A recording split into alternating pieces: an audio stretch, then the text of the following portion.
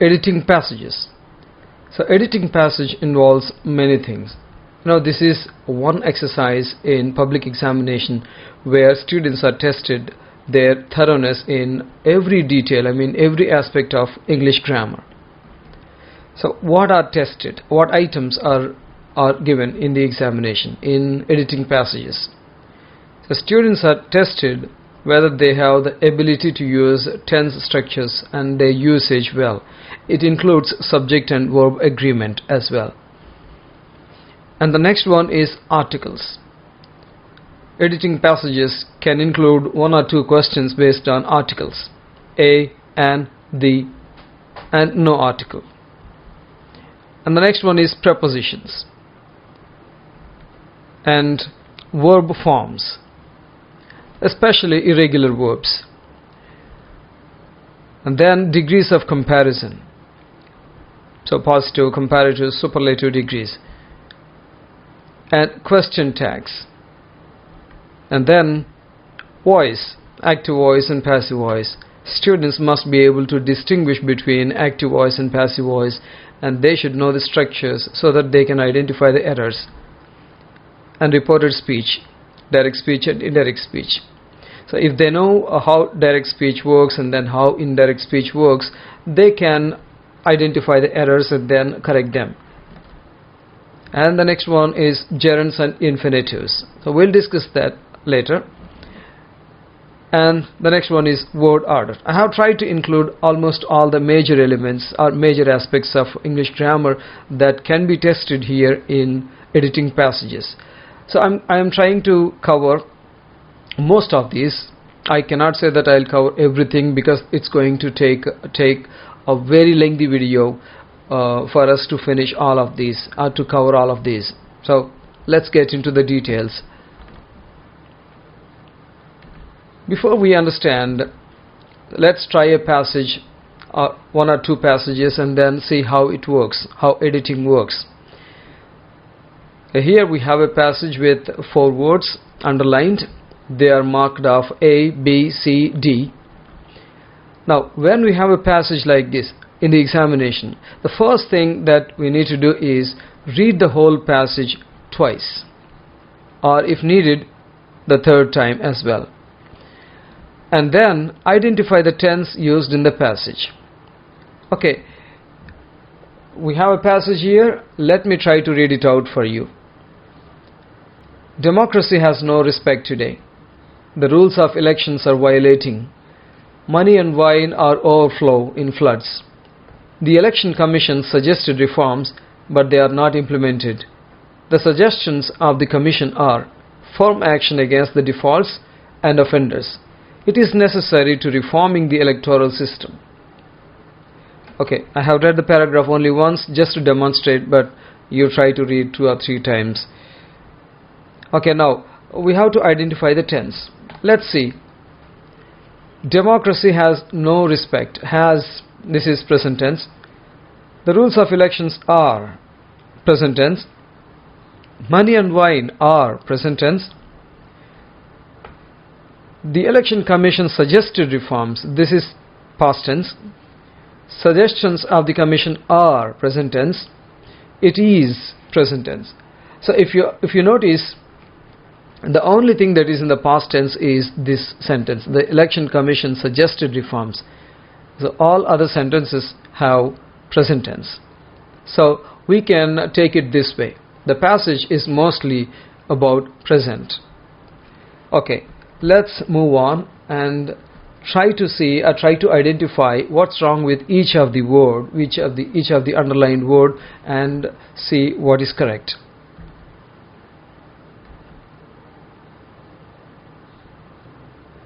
Here is the explanation for the first one. If you look at A, the underlined word is violating. The subject, the rules of elections, is not doing anything here. In fact, it is receiving the action. So it should be in passive voice. What form of the verb do you use in passive voice? Of course, the past participle form, V3. So the answer here is violated. Okay, shall we move on to the second one, overflow? But before that, I have something to tell you. Since we have come across this usage of third form in passive voice, I would like to introduce to you the structures that we use in active voice and passive voice. Let me quickly read out these. Simple present tense. In simple present tense, active voice structure is verb 1. And if the subject is third person singular, he, she, it, we add s or es depending on the necessity.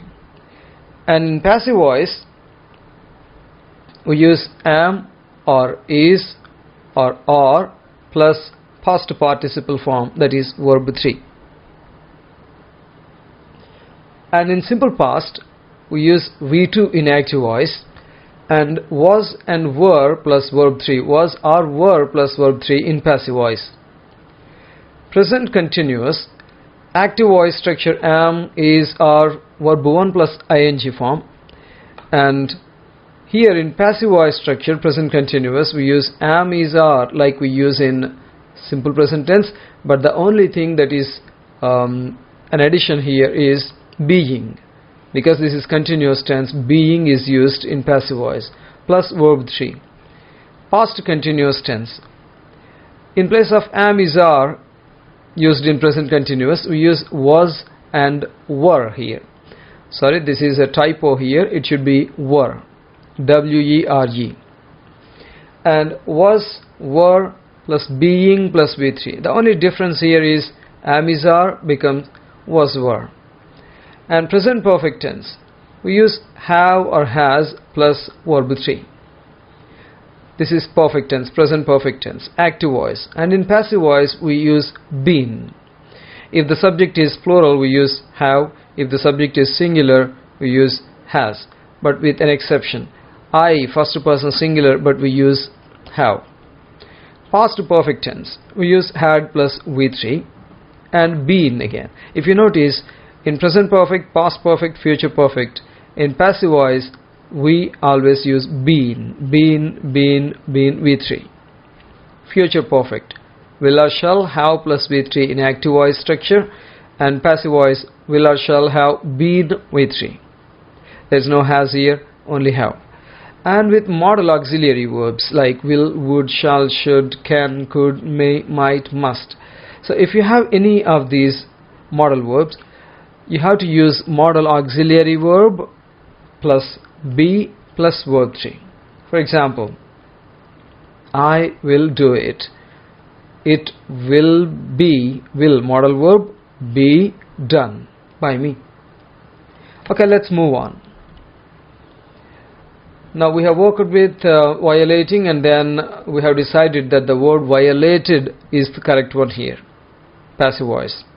Okay, let's move on to the second one, overflow. What's wrong with that? Let's look at be now. The underlined word is overflow. We can understand that the word are before the word overflow suggests an ongoing action, a continuous action. We know that the structure for present continuous tense is am or is or are plus V1 plus ing. So overflowing is the correct answer here. Okay. Now let's move on to the third one. The third one is defaults here.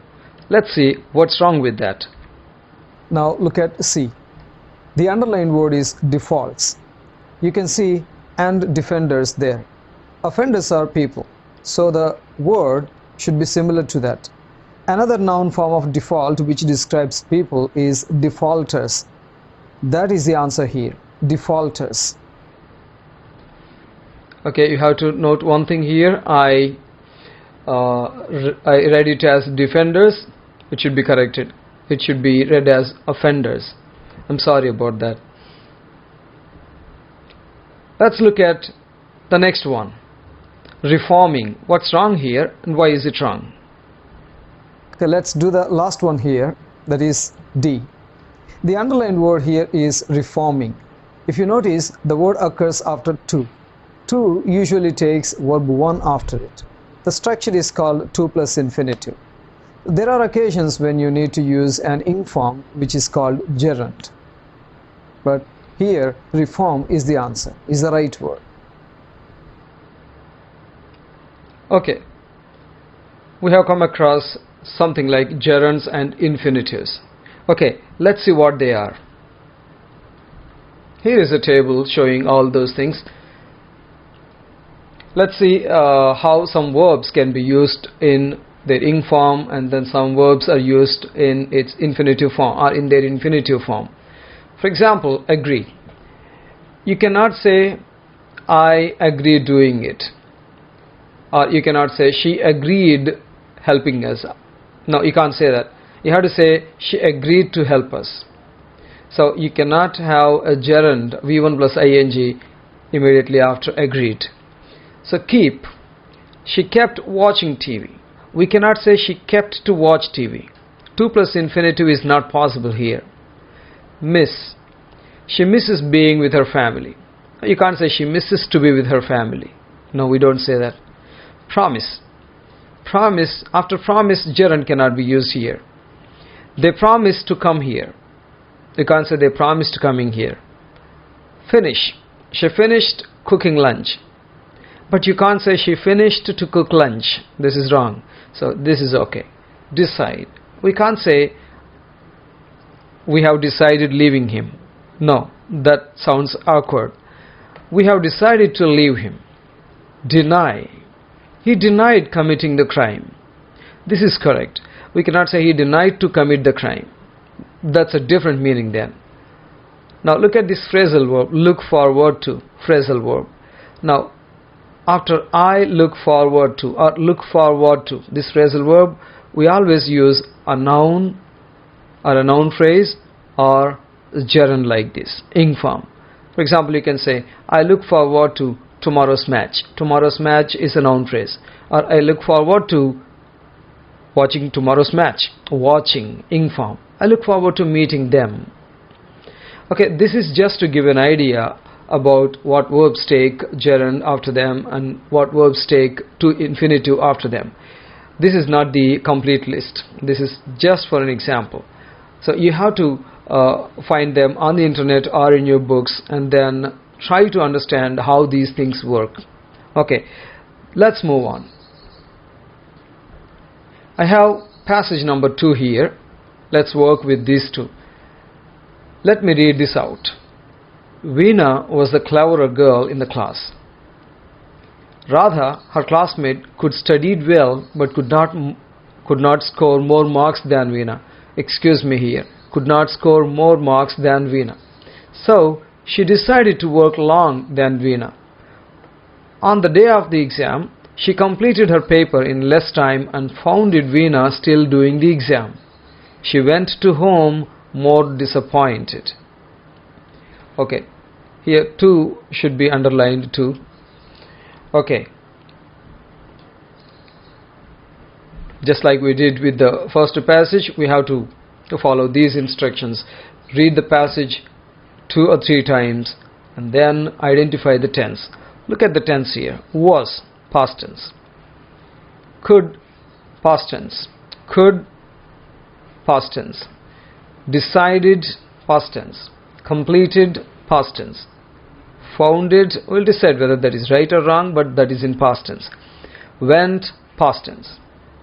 Okay, let's move on and then see why the first one is wrong here, cleverer.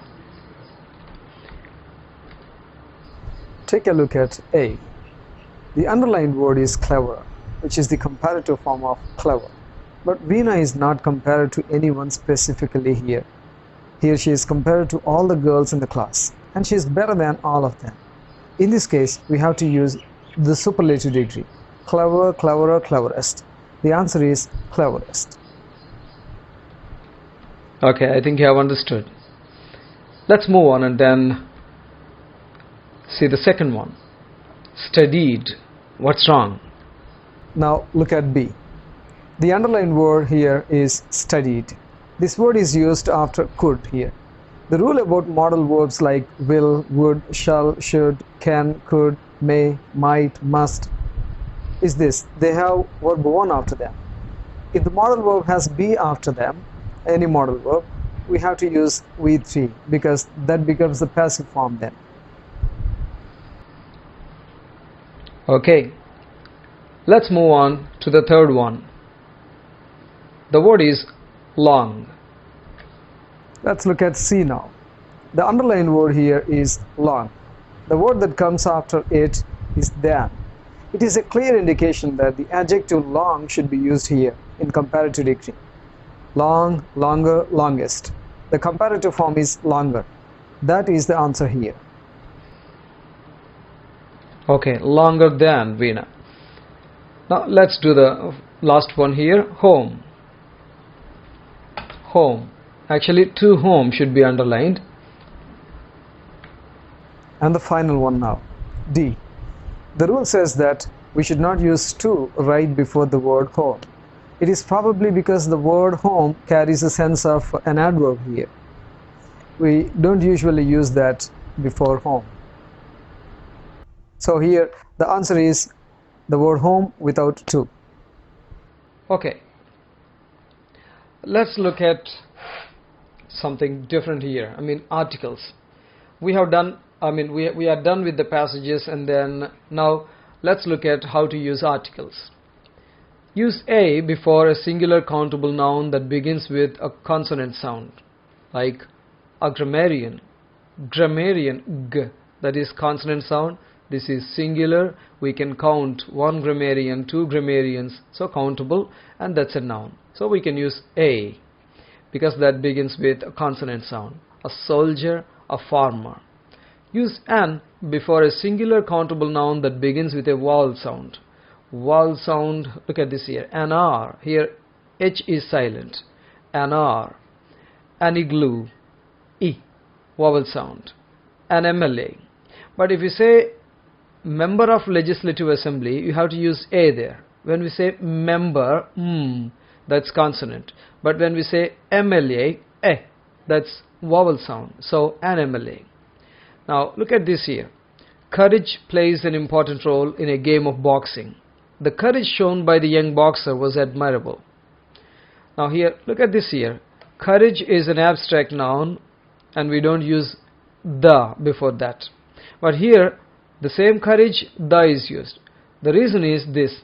When we use courage or any abstract noun in its general sense, we don't use any article before them.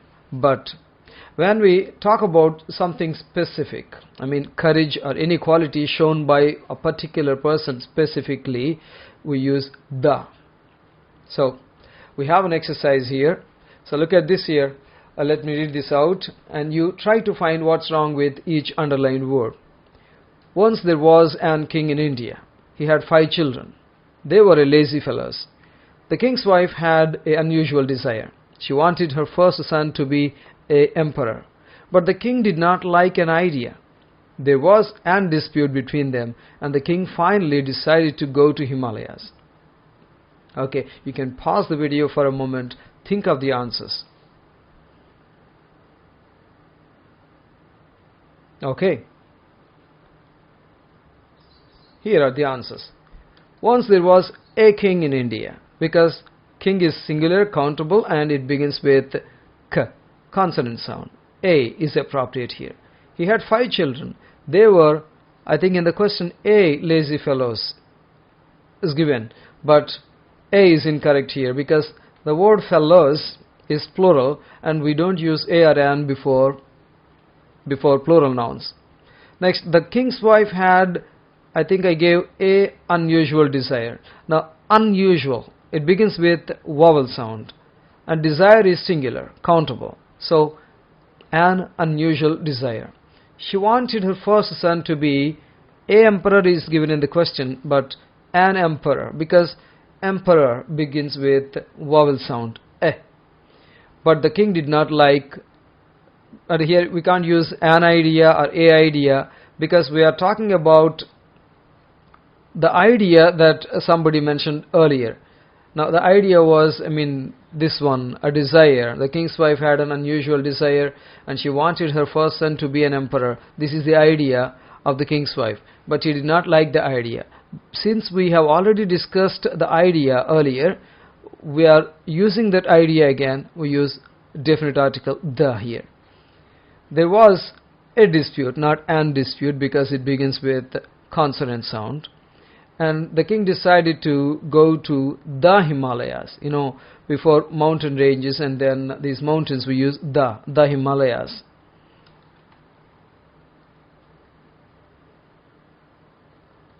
We have a different topic here, degrees of comparison. Look at this here, we have 3 trees, tree A, tree B, tree C. If you look at these sentences and look at the trees, tree A is tall. So imagine that there is this tree, and then I'm not worried about these two. I say this tree A is tall. Okay, I'm not comparing this to anything. Now look at this here, tree C is taller than tree A. Tree C is taller than tree A. Yes, that's true. Tree C is taller than tree A. Now I have used a different form of tall here. First tall and then taller. I also used than. Now the same sentence, tree C is taller than tree A, can be rewritten this way. Tree B, okay, this is a different thing. Tree B is taller than any other tree. Now if you compare this tree B to this A or C, this is taller. So take any tree. This tree B is taller. So that is what I have mentioned here. Tree A is not so tall as tree C. Look at this here. Earlier we said tree C is taller than tree A. Tree C is taller than tree A. Now tree A is not so tall as tree C. That's right. But what is the difference here? Look at this here. Tree C is taller. I used comparative degree. But tree A is not so tall as tree. I used positive degree here. Tall, taller, tallest. Now look at this here. Tree B is the tallest of all. Now this is the ultimate thing, the tallest. So I used the superlative degree here. Are you ready for an exercise? A simple one, by the way. Here you have it. But before that exercise, let me give you further information to give you an idea how positive, comparative and superlative degrees work. So I took good here. In positive form we say as good as. In negative statements we can also use so good as. The comparative form of good is better and superlative form is best. But after comparative forms we use than, and before superlative degree we use the. So let me read with the words included. As cheap as, cheaper than, the cheapest. As beautiful as, more beautiful than, the most beautiful. As intelligent as, more intelligent than, the most intelligent. I think you are ready for an exercise now.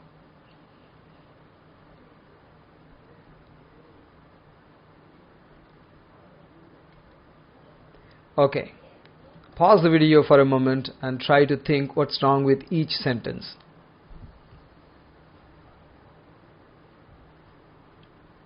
Okay.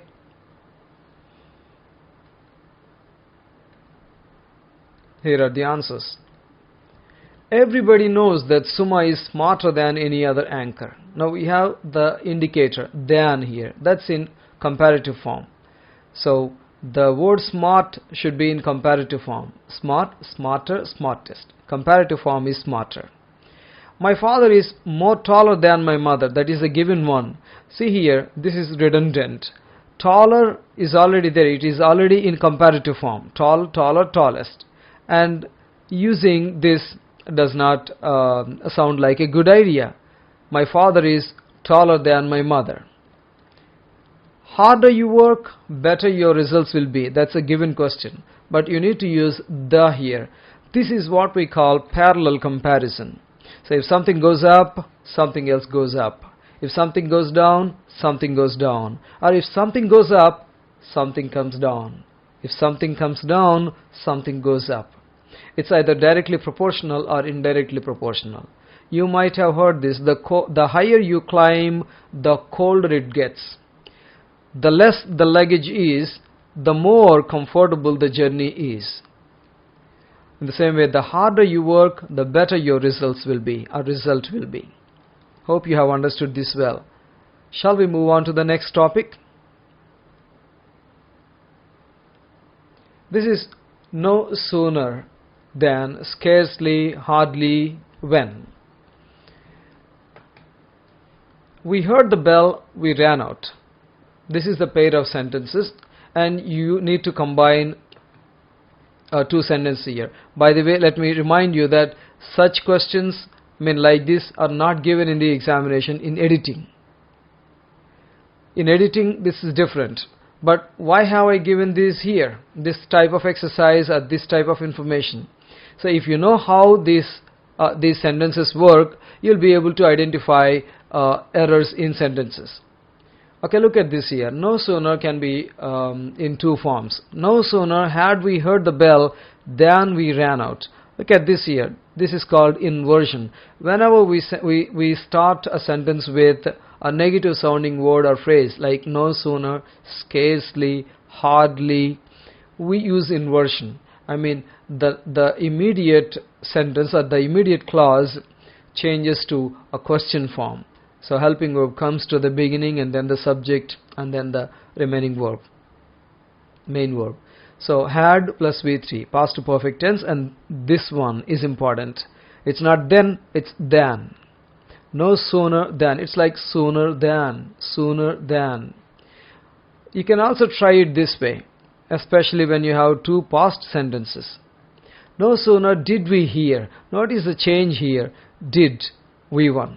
Had, V3. And then we ran out is the same as the first one. And look at this here. Same thing is with scarcely. Scarcely had we heard the bell when we ran out. Instead of then, we use when here. Hardly had we heard the bell when we ran out. Now, some people accept that, or they say that before can be used here. When or before we ran out. Before we ran out. Now, this is inversion. Hardly, scarcely, no sooner, no sooner.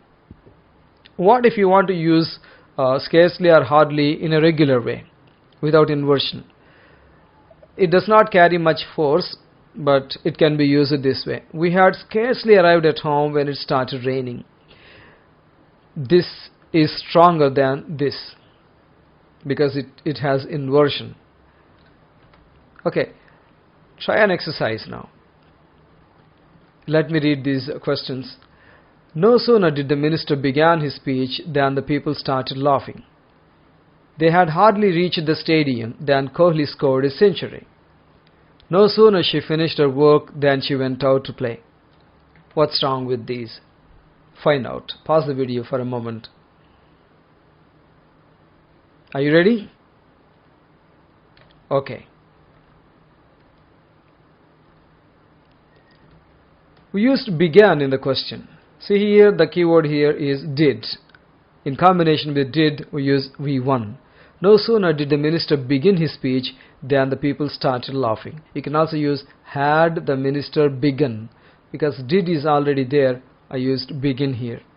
They had hardly reached the stadium when Kohli scored his century. Hardly, with hardly we use when. No sooner had she finished her work than she went out to play. Look at this here. Finished V3, had. You can't use did, or we can't leave it without had. Okay, that's all about no sooner than, scarcely, hardly, when. Let's move on to the next one. Using to, and so that. A very quick look at this. He is very weak, he cannot walk. He is too weak to walk. You can write he is so weak that he cannot walk. Look at this here. He is too weak. In place of very, the adverb very, we use adverb to. Too weak, and then we do not use all these. We find the verb one and then write to and V1, 2 plus infinitive. He is too weak to walk. What is the meaning? The meaning is actually negative. He is too weak to walk means he is so weak that he cannot walk. So it carries negative sense. Let's look at something, the same kind of thing in different tense. Ray was very tired. He could not continue his work. Now, Ray was too tired to continue his work. Look at this here. I said after to V1, to continue his work. Ray was so tired that he could not continue his work. What is the difference between this so that and this so that? Here we used cannot because the sentence has present tense here, is cannot. But here, could not continue, was very tired, past tense. So, he could not continue his work. Was, could not. Ready for an exercise?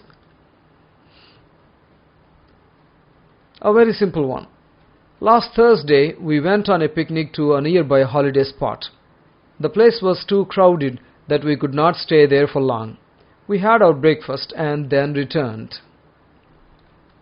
Can you correct the errors?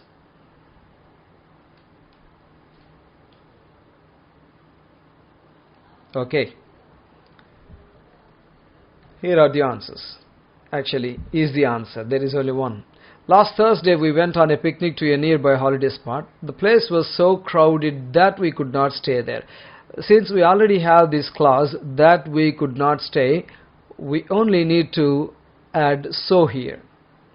If you use too here, too crowded, and you have to make other changes. Too crowded for us to stay there for long. It becomes complicated. So instead, we can change this one. In place of too, we can write so crowded that we could not stay there for long. That's it. The next topic, using neither nor. So I'm talking about simple things here. I have mentioned only two ideas, two types here. Neither nor with one person and two ideas. Now when you have two sentences with one person mentioned and two ideas are there, we can use this one. For example, he is not sad, he is not disappointed. Now he subject, he subject. One person and two ideas. What are they? Sad, disappointed. So when you have one person and two ideas, begin with that person as a subject. He is, and say positively, because neither nor turns the sentence negative.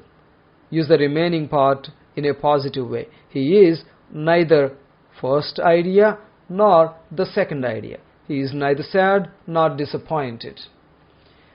What if we have two persons and one idea? Like he doesn't like computers, she doesn't like computers. We have two different subjects here, he and she. Then in that case, begin the sentence with neither. Neither the first person, he, nor the second person, she. What should be done now? Look at this here. Doesn't like computers, doesn't like computers. Both are negative. But we need only one here because both of them talk about the same thing. But neither nor makes the sentence negative. So we should not use not. So if does not cannot be used, not cannot be used, and does plus like becomes likes. So likes computers. Neither he nor she likes computers. An exercise now. Again a simple one. Corona has shown a devastating effect all over the world. It has not left young people, it has not left aged people.